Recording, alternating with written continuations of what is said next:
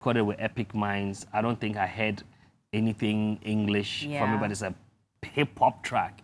It's a hip-hop track, and my verse was a mixture of Gayatri and English, you know. So I think it's something we need to encourage, even when you're listening to their mainstream radio and TV.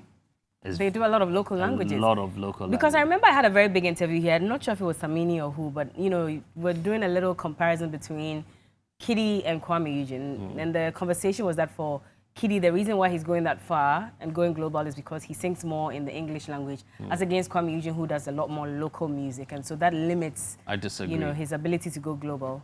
I disagree. You disagree with that? It doesn't necessarily take the artist to go far. It takes his publishers and distributors to do that job. Okay. And so if you have a good publisher and they want to take you so far, they can.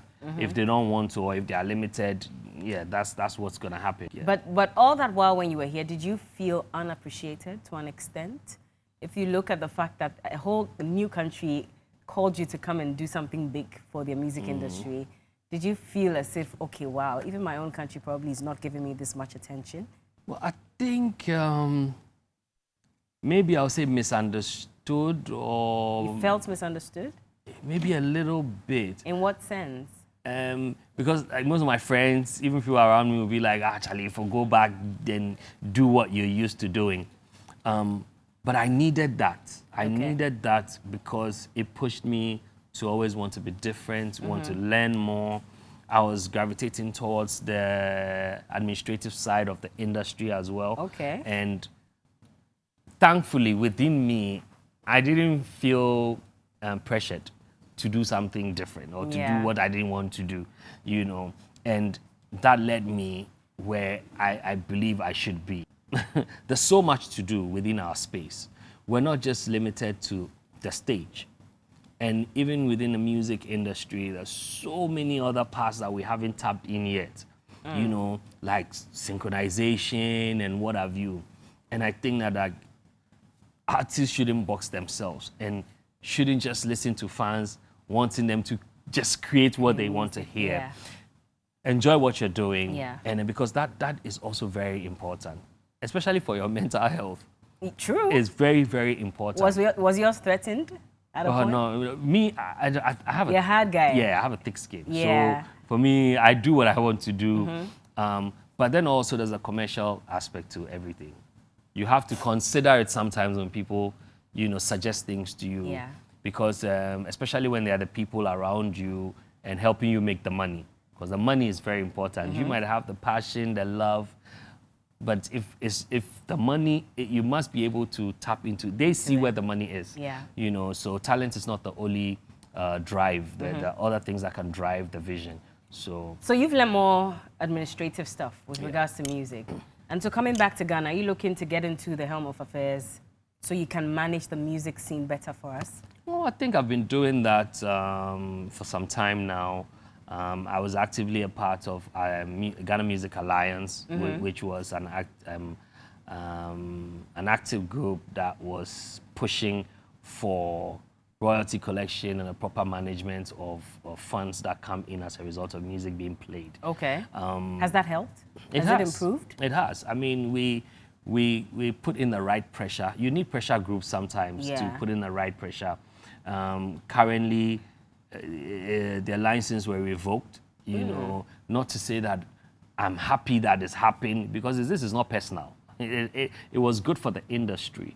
Currently, Musica is in talks with a private company to create a system that will make that structure work. Have they not been in this conversation for quite a while? Well, I recently sat in a meeting myself with the private investor and them, and I think this time they're really looking at making it happen. Does it mean you're looking to take over Musica, for example, as president? Are you looking to run as president one of these days? Well, no, I'm currently a part of them. Okay. I'm part Do you of the hold union. any executive position? Yeah, I'm with their business development team. Nice. So, I mean, I started working with them not too long ago. Okay. But we've done some good initiatives, and I think that I'll take this opportunity to invite other musicians to I was going to come to that because there are a lot of musicians who just don't see anything worthwhile with Musica, and so they don't even want to associate with them anymore. Yeah. Because they always say, when you ask them questions, they say, but Musica doesn't look out for them, so why should they even bother? And so at this point, how do you intend to, because you're using this opportunity to welcome them or invite them, but they need to see something before they come back. I mean, rightfully so.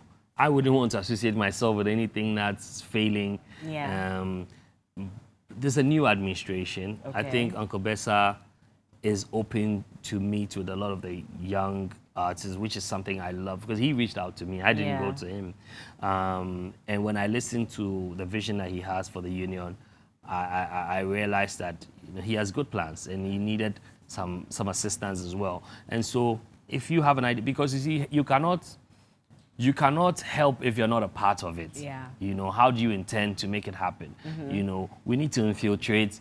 We need to get in there, make sure that we've made it look wholesome. Yeah. We've brought that back, and then people can come on board. That's why others say that get the old people out and let the new people, the younger people take over. I disagree. Because they understand the system better. I disagree with that ideology. You still need the old people to an extent. Okay. But it's a two-way street because the old people have to also realize that they need fresh ideas so that they can work together. If I've been in a position for so long and I'm operating, I'm limited to what I know. If there's a fresh mind coming on board, he must come with the thought of combining what he has with mine to give a good result. But if he's thinking, no, I need to leave so that you come in, that's why you have a lot of old people maybe sabotaging, for lack of a better word, the system or frustrating it for you. Because once you feel like you know it all, it's like a Gemini share, that kind of thing. But you come in to say, look, let's work together. We can make this happen. Because with this dispensation, things are moving faster than your dispensation. Yeah. So I think it's more of collaboration than kicking people out. There are a lot of artists who are broke. You hear from veteran musicians, and you've seen a number of them. Yeah. After a while, they now come begging for money so they can undergo surgery, treatment. Yeah. And all. Is that a fear you have? Yeah, it's a fear, not for me personally, but for the greater number, especially my generation, because when these things happen, I'm like, this is for us to learn from. Also, the artists need to diversify. And I think that maybe fans will make you feel like when you diversify, it means you're failing in a music career, which is why you need a tough skin. You need to have a vision. Okay. You need to have a vision. You need to be very purposeful. If going this way is what works for you, you should go that way. But diversify. Do other businesses. There's nothing wrong with it. For me, I think the music is like a stepping stone to a lot of other things. Okay. You will meet people you probably would never have met in your life, and these people are not just to take pictures. You are to link up with them and to grow yourself and grow something different. Okay. Anywhere, anyhow, make that something that you have in mind.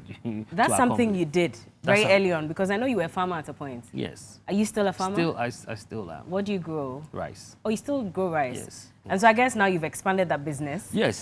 So then again, it's also a collaboration. Okay. Somebody introduced me to it.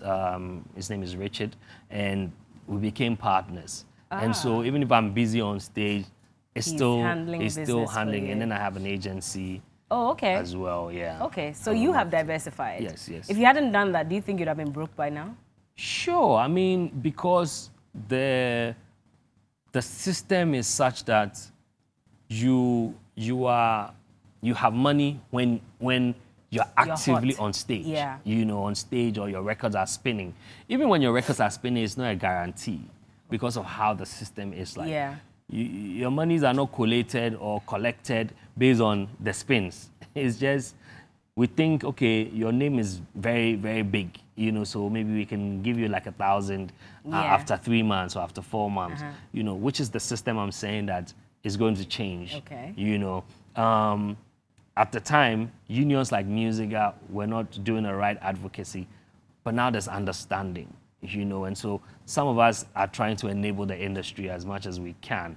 I've collaborated with people who are into building music cities, and I've brought them into the country. The country, okay. And we've done a lot of collaborations. But let's come back to you. So I know you've done something, Sagu's Night Concert is one of the events that you organize as well. Tell me a bit about that. Yeah, so Sagu's Night, it's a yearly concert I do in honor of Dr. Sagu, Dr. Kwame Nkrumah, sorry.